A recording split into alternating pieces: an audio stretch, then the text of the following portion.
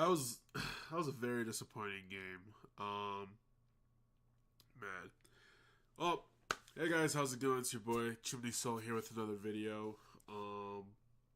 We're gonna discuss the Chelsea versus Arsenal game that took place Sunday. Look, I've seen a lot of discussion online.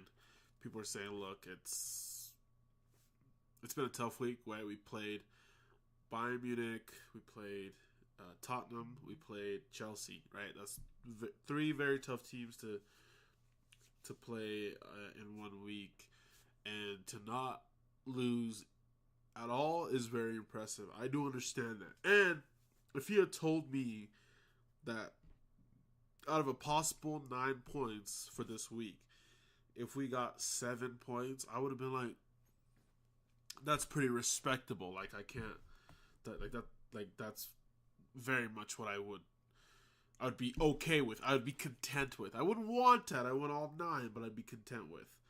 But it's the manner in which we lost 2 of those points that really, really irks me, right? Yes, we didn't lose any of the games. That is very factual. But Chelsea was there for the taking, if I'm being honest. Like they were right there, guys. Like I mean, just to not win that game is absolutely unforgivable, in my opinion, and we should have done so much better. Man, all right. So let's look at this. Okay, there's 2 main things that I think are very important. Number 1 is the aspect of the 10 men. Chelsea were down to 10 men, right? And the second is our offense. Chelsea being down to 10 men did not feel like Chelsea were down to 10 men. And that's the scary part. Moises Caicedo gets a red card in the 38th minute. That is, if my math is correct, that is 7 minutes of the first half and 45 minutes of the second half, which comes to a total of 52 minutes. That's not including added time, right? Which I believe was 4 each, if I'm not mistaken. And 52 minutes plus added time of playing against 10 men, and all you can muster is a draw. Now, a lot of people would say that this was this was at their ground. That's understandable. That is understandable. But like, I don't know, man. Like, it doesn't matter if it's at their ground. If they're down to 10 men, like this is wild. I think Mikel Arteta didn't go for it enough. If I'm being completely honest, I think he could have definitely showed a little bit more ambition for that win. But I know Mikel's philosophy is to not lose, right? He'd rather not lose than to win. Fine.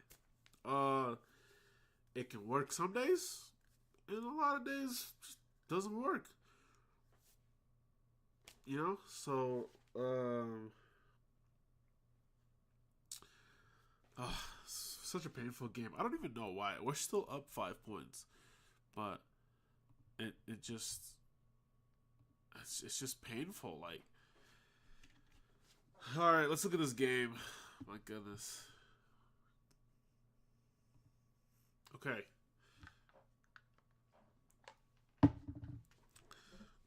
So here's the game, 1-1, right? Moises Caicedo, 38th minute, red card. If you guys watched the stream, you know I was very adamant about the fact that he should not be on the field the moment that he did that challenge. And I still stand by that. Okay, let's see here. Total shots, Chelsea 11, Arsenal 8. That is a disgrace. You are up a man. And you know what even irks me more is that Chelsea weren't even sitting back, right? If Chelsea had sat back and was a low block and we had to break them down, I'd have like, yeah, all right, that's tough. We didn't score many goals. That's understandable. But they weren't sitting back. They kept coming.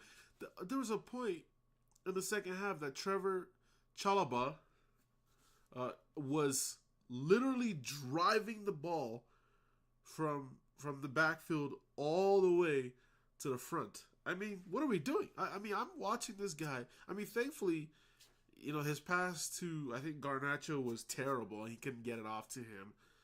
But I'm like, man, like, we just let their center back just drive the whole field with the ball. Nobody puts a leg in, a tackle in, trying to get the ball from him. And the worst part is that he kicks the ball out of bounds. And instead of trying to go quickly and, essentially counterattack with their very not quick defender all the way, let's see, give me 1 second here. Yeah, the very non-quick defender to try to like catch him out. We instead do that slow, methodical build-up that ends up costing us. Like, this is just, I don't understand what the plan is with that sometimes. But Chelsea scores first.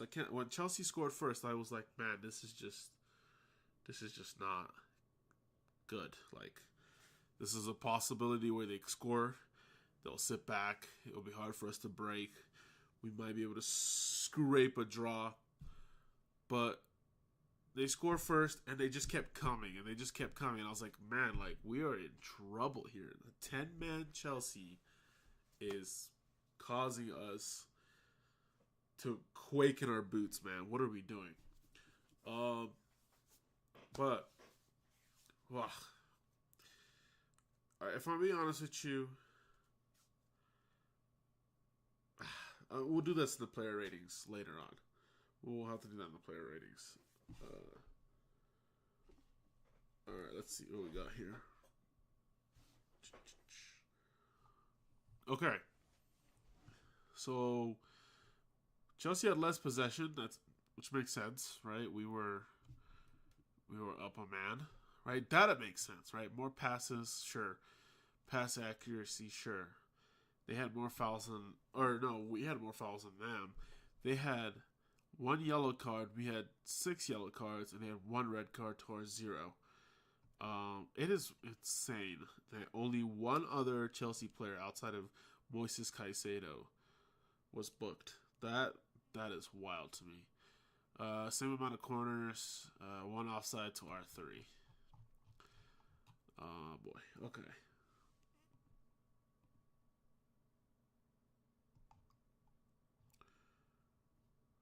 Alright, let's look at this real quick. Alright. So this is how the setup looked, right? Man. Okay. 1 Chelsea player got a yellow card, and that was Marco Correa. That is a bit crazy. I'm crazy that, like, Enzo Fernandez didn't get a yellow card, or Wesley Fofana didn't get a yellow card, or even Chalobah didn't get a yellow card. That's a bit crazy. But let's see what we got here.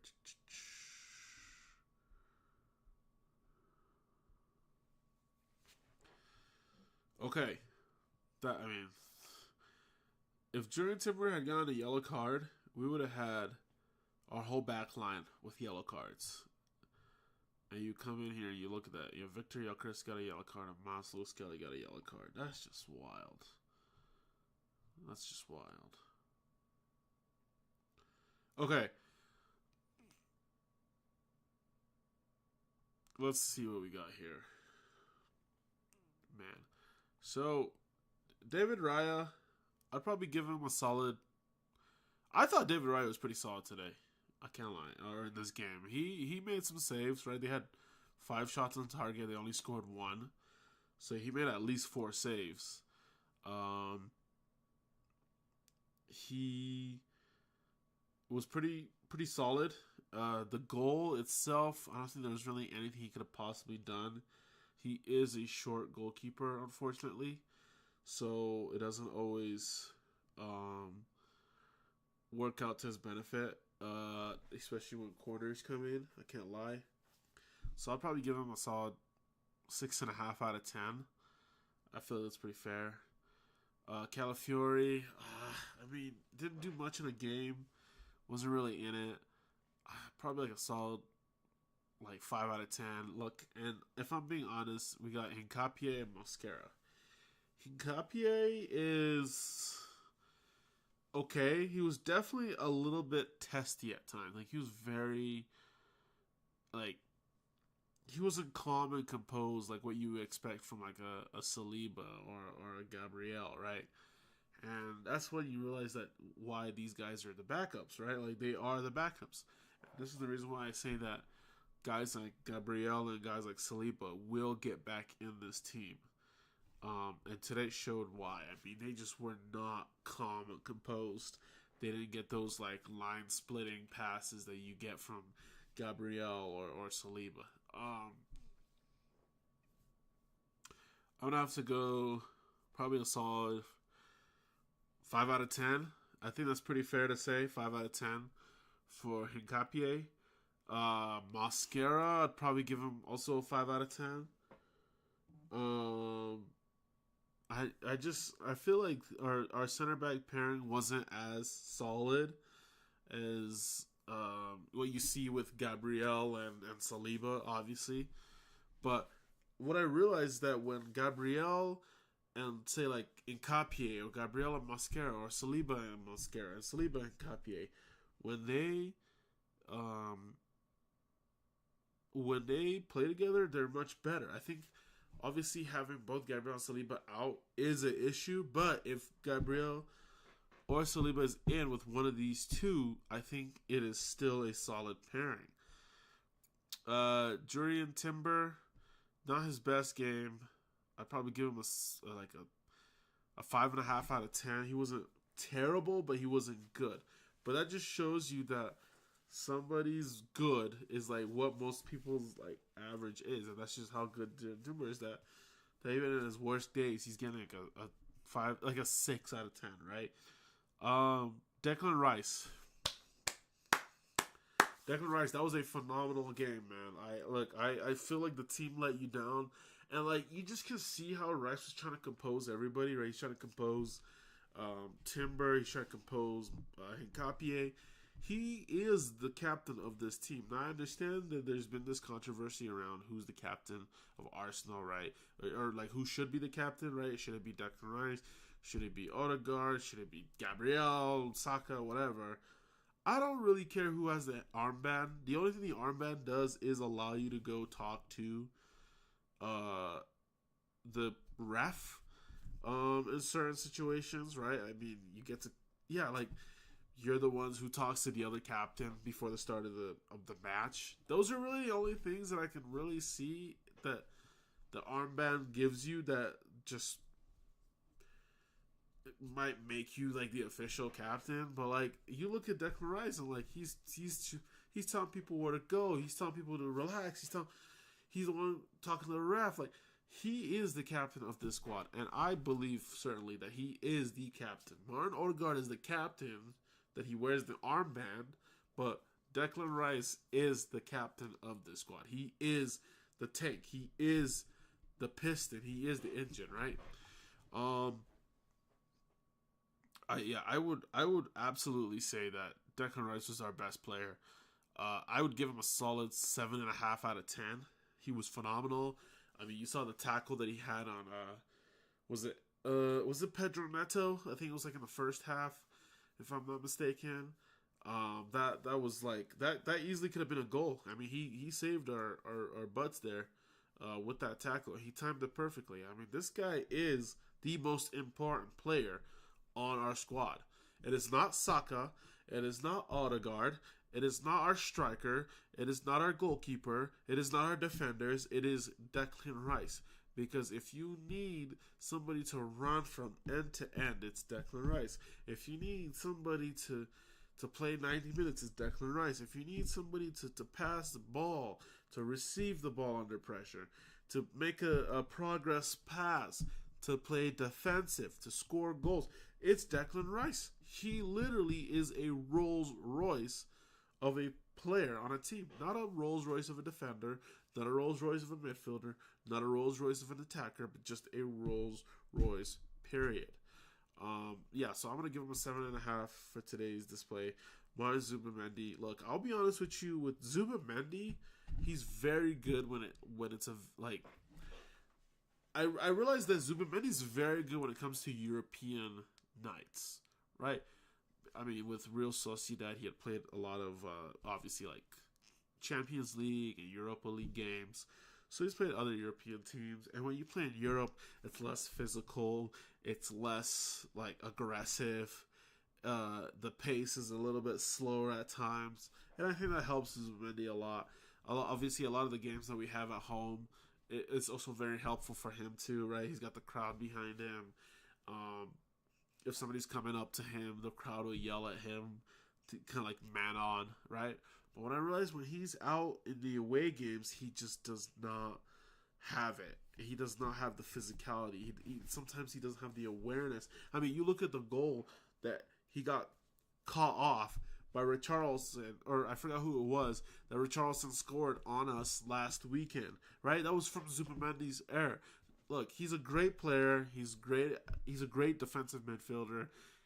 He's great at passing the ball, right? He's great at splitting. He's great at driving from the defense to the offense. But at times, Zubimendi does play a little bit too slow, and he takes too long on the ball sometimes, and like it's like he doesn't have the awareness at all times. It feels like. And I'm like, man, you gotta like wake up, right? This is not La Liga. You have to wake up. You are the defensive midfielder of the Arsenal. It is gonna be their teams are gonna come after you. You're gonna be the one to move the ball from the defense to the offense. You're gonna have a lot of the ball. You need to be quick with the ball. You need to be aware with the ball, right? And that's things that I feel like he will gradually learn. But at this moment in time, I'm not seeing it, right? I would probably give him a solid 5 out of 10. He wasn't good. He wasn't bad. He got another yellow card. My issue is that, like how the Champions League, Zubimendi already got yellow card accumulation and was suspended a game. I don't know I don't know how many yellow cards he's at right now, but he's got to be up there for getting a suspension here soon, which is a bit nerve-wracking, I can't lie, right? Because your DM, like Rice, sure, he can play defensive midfield. Sure, we have Christian Nørgaard, but you're supposed to be our DM. I don't know, right? I don't know. Anyway, Eze. Oh, Eze, man. Eze just wasn't in the game. Like I didn't see him much. He look, when we got Eze, I said he's gonna be a moments player. He's gonna be the kind of guy that will score the winner, right? Or score a crazy free kick, or a volley like he did against Crystal Palace. That's Eze. Eze's not like, you got to remember, he came from Crystal Palace where like they're having 30 to 40% possession, right? Their main thing is just moments. That's how they scored goals. You come to Arsenal, how we score goals is slow build-ups. You go from the keeper to the left center back, to the right center back, to the right back, up to Saka in the right wing. Then you put it down to the middle to Zubimendi, and then Zubimendi to Marino, and then Marino to Trossard, and that's how you scored a goal. Like, that's just how we score goals. Whereas, like at Crystal Palace, it was more like a counter-attack, just a quick. Like, you get the ball for like 30 seconds and you have to score a goal, right? You don't get the ball for 2 or 3 minutes. And so I think the reason why I suited him better at Crystal Palace is he was able to do those things. He was able to be able to just do moments. Whereas now he has to put himself more in the game, be more involved in the game, for that slow build up that we like to play. I'll probably give him a 5 out of 10. Like, he wasn't good. I just didn't see much about him. Gabriel Martinelli. Gabriel Martinelli, man. I do not know what was going on. Gabriel Martinelli, just, I don't know. Like, you look at him.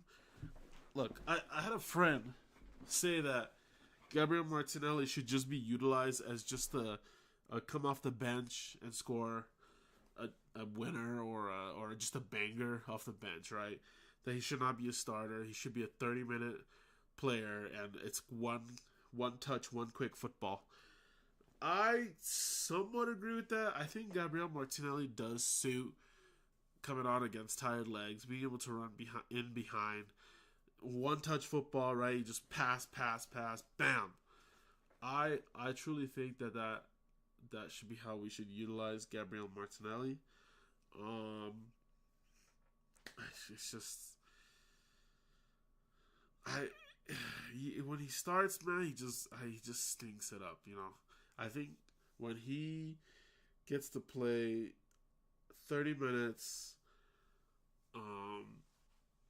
lots of space behind, he's one of the best players in the league. I would probably give him like a 4.5 out of 10. He didn't do anything. He wasn't in the game. He didn't do anything crazy. I couldn't get past Gusto, who I think Gusto's more of a wing back or a winger than an actual like left back. Or I'm sorry, right back. So I'm just like, man, like, what are we doing? Bukayo Saka. Wow. Bukayo Saka. Oh my god. Bukayo Saka, I love you so much, man. You're like I still remember like 4 or 5 years ago, Aubameyang is ousted out of the club. You become the star boy. You become the one to put the club on your back and score the important goals that we needed. And look, I am forever grateful for that. But Saka, my guy, you have to improve. You have to get better, bro. You gotta bring your level back up to what it was a season or two ago. Okay. I mean, this guy, he's playing a bit selfish. Instead of slotting the ball across to the back post to find Martinelli or Marino, he's shooting the ball near post. Saved by Sanchez. He can't control the ball. He can't beat Cucurella. He can't cross the ball. Like, he's shooting the ball. It's ended up in like the 5th or 6th row from the pitch. Like, I'm like, what's going on, man? Like, you gotta lock in. I understand you're a great player and what you've done for us is amazing, but like I always say, no player is above the club. So if you are playing terrible and you need to be dropped for the success of the club, I absolutely like support that. That's just me though. But I think that if you are not playing well, no matter how much we love you as fans, no matter whatever, you have to be dropped. And as of right now, I would give Saka one more game, right? We play Brentford on Wednesday. I would give Saka till Brentford. If he doesn't play well, I would drop him. And I would put in Madueke or Ethan Waneri. Because Saka just seems very slow. He doesn't have he was never the fastest guy, but it seems like after his hamstring on both legs, the issues that he had, he just doesn't have that speed anymore. He's not beating his defender one-on-one. It's just so much is going on. I think, like I said, no players above the club. I would drop him. I would drop Saka. If he has a stinker, if he's terrible against Brentford, I would drop him. That's just me. I would absolutely drop Saka. I know a lot of people might not agree with that, and that's fine. But I think you have to go club first, players second. If you're the player is not contributing to the success of the club, you drop him. It's that simple. There's no if, buts, or maybes. It's that. I'd probably give him like a 4 out of 10. He wasn't good. He wasn't anything special. He did have the assist. Okay, the assist puts him up to 5 because that was like right. Without him, we wouldn't score that goal. So honestly, I'd put him 5.5. But that's that 3 extra that he got, because I would probably put him at like a 3 or even like a 2.5 if I'm being honest with you. But that like 5.5 is strictly based off the fact that he gave us. He assisted the only goal we scored. If not, I would probably be like, man, I don't know. Like I feel like it's fair to say like Saka has not been performing the past like couple games. Like I would say at least the past 3 games he's not, including this game, he has not been great. I would say personally. So I think if you're looking at 3-4 games, by game 5, game 6, you're not good performance. I think it's time to drop you. Put Madueke on that flank, or put Ethan Waneri on that flank, right? I don't know. That's just my opinion. Like I said, I still love Saka.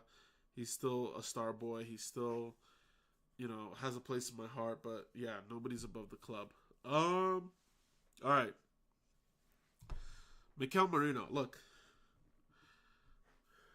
Mikel Merino is the funniest player I think I've ever seen.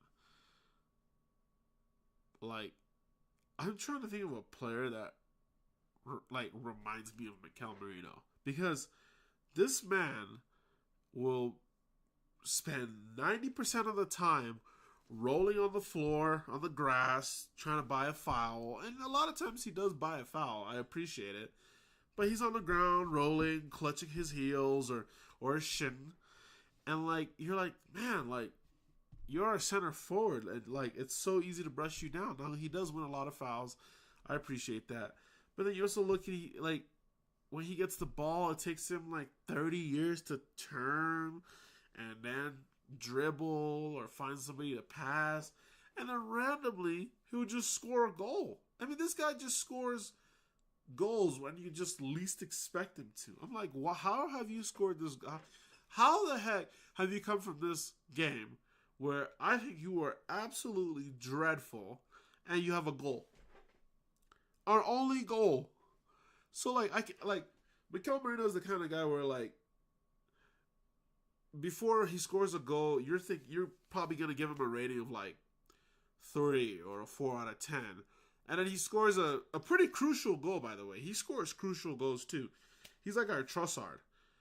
He's like Trossard, kind of, right? Except, like, Trossard actually have games where he's very solid. Whereas Mikel Merino would just be absolute rubbish and then score a goal.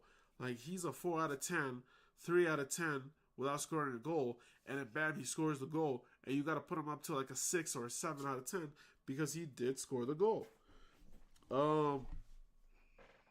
This is essentially what it is for me. Like, I'm gonna have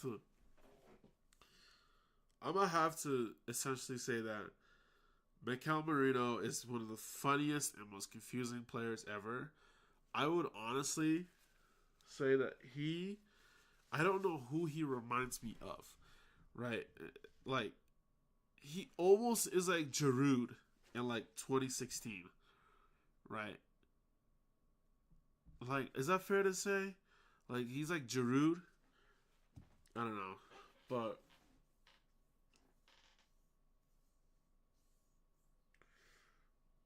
I'd probably give him a 7. I have to give him a 7. Now, does that makes him the second highest rated player after Declan Rice? I think that's pretty fair because he did score the goal, right? That leveled things for us, kept us in the game in terms of points. I think it's fair to give him. I think it's fair to give him that rating. That's not to say that it's not super confusing when you see this guy play football. I just don't get it. Like, I'm looking, this guy's like he's in midfield. He's terrible. He's so slow. He gets caught off the ball a lot. Half the time he's rolling on the grass. It takes him 30 years to turn and drive forward. He's not the fastest player.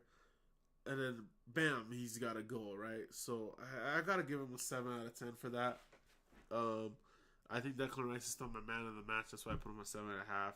Mikel Merino gets a 7 solely based off the fact that he did score the goal. All right, let's look at our substitutions. Martin Odegaard really didn't do much, but he's coming back from injury. He played, 20 minutes? 5 out of 10. Victor Gyökeres. There's 2 instances where I want to talk about. The first one is when Mikel Merino shoots the ball, and then Sanchez saves it. It bounces off him, or off his palm, and rolls forward, and then Victor Gyökeres is running to try to score that. Look, Victor Gyökeres is a striker. It's in his blood, it's in his mind, it's in his veins. He sees the ball bounce off the keeper, rolls forward, he goes to get that. Any striker in any league, in any division, would be like, yeah, you go for that. He was unlucky to be able to reach it. He wasn't able to reach it before, I guess, Sanchez did, and he did foul him. He got the yellow card, which I thought was very harsh. I think you could tell that Victor Gyökeres wasn't doing it on purpose. It's just an unfortunate clash. It is his prerogative to go for the ball. Like, I don't understand how that was a yellow card, but whatever. Anthony Taylor hates us anyway. Who cares? But the second one was the last minute cross. I believe it came in from Madueke, and Timber heads it wide when Gyökeres was right behind him, man. Look, if I'm Gyökeres, bro, I'm saying leave the ball. Leave it. I got it. Because Gyökeres gets his head on that from the angle that he's coming in. That's going right into the corner of the net. Sanchez, no chance. Unless he gets really lucky and is able to get a hand on it. I truly believe that would have been game, set, and match. We would have won that. I think that would have been game winner right there. I don't know if he didn't scream at Timber. They'd be like, hey, leave the ball alone. I got it. I'm coming back. Leave it, right? And I think these are kind of the things where I'm like, Arsenal, we got to learn how to play with a striker. Why in God's green earth is our right back playing in the center forward position, trying to head the ball in to the back of the net, standing at 5'10", 5'11"? Like, why are you there? That's why we got to learn how to play with the striker. That's Victor Gyökeres' position. Get out of the way. Or duck or something. It's your striker's job to score those goals. And I don't know. I just was I mean, obviously that would have been game winner. Unfortunately we didn't win it. But that's why I say we have to learn how to play with just a traditional striker. Because I don't know, man. We that game was there to win. And Victor Gyökeres could have easily headed the ball in to win that. And Urian Timber, maybe you didn't hear him or what, which is very unfortunate. But it is what it is. But I would probably give Gyökeres, just for the fact that, he didn't have much service again, but you could see that he was going for the ball. He was going for that header. The intention is there. We just got to learn how to play with a striker. I'm going to give him a solid 6 out of 10. He wasn't bad. Nani Madueke, not the best game. He definitely beats his man more than Saka, but he doesn't have the end product that Saka does. That's why one of my friends says that if we had Nani Madueke and Saka and we were able to fuse them into one, it would be the greatest player Arsenal has seen since Thierry Henry. And I honestly agree. I agree very much. Let's see what we got. What are we getting, Nani? I'm gonna give him like a solid 5 out of 10. He wasn't great. He wasn't bad. Miles Lewis Skelly. Look, all right, this is gonna come off a little bit harsh, but I think Miles Lewis Skelly should no longer play left back. I think they should keep him at center mid or defensive mid. Do not have Miles Lewis Skelly as a left back. He is not a left back. He does not have the defensive awareness of a left back. I think we should just keep him strictly as a center mid. You can see from both Bayern Munich games and this game that he gets beat very easily now. Last year he definitely did a lot better, but this year I don't know if he's been figured out, but a lot of people seem to have caught up to his game, and it's made it hard. Like I mean, Reece James was just absolutely bullying him on the field, unfortunately. But yeah, I don't know. It's pretty rough. I would probably give him a solid 4 out of 10. Yeah, I'd give him 4 out of 10. 4 out of 10. Let's see here. Who else? That's about it, right? Chelsea. I mean, they only made 2 substitutions, which is also wild because both those substitutions were offensive players. I mean, it's madness. We didn't sub off Saka. We didn't sub off. I mean, subbing off Martinelli is fine, but not subbing off Saka, that's just criminal. I mean, you gotta put Madueke on that flank. Maybe leave Martinelli there. I know people would say that the lack of Trossard is probably the reason why he didn't sub off Saka. Fair enough, I guess. But anyways, yeah, that was my thoughts on the game. We have a game against Brentford on Wednesday. I will do a preview for that probably on Tuesday night.